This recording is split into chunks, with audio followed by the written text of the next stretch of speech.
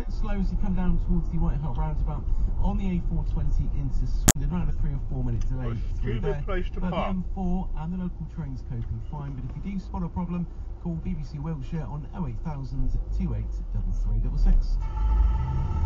On your radio, Stupid on your place to phone, park. Fucking online, idiot. and on your smart speaker. Play.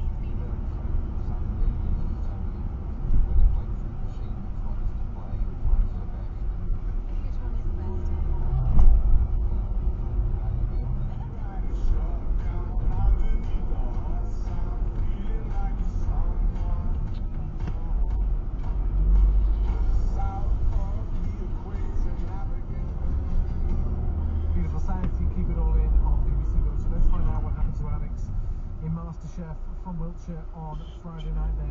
The chef substitute for 5 restaurant critics. Alex took a bit of a gamble doing something. This has always required the unanimous agreement of the other 27 member states.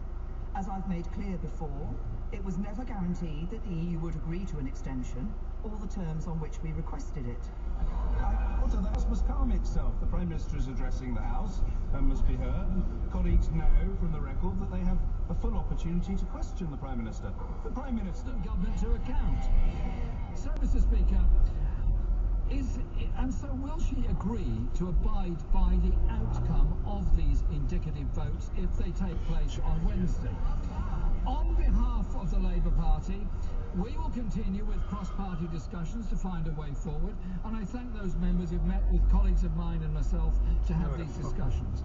I believe there is support in this House for a deal. It is Hewlett-Packard HP suing British billionaire Mike Lynch, who founded Autonomy, I think back in the 90s, maybe even earlier, since went on to be... She was soon asleep at his side. Chapter 9. York rested his hand on a wooden railing, his pride showing as he watched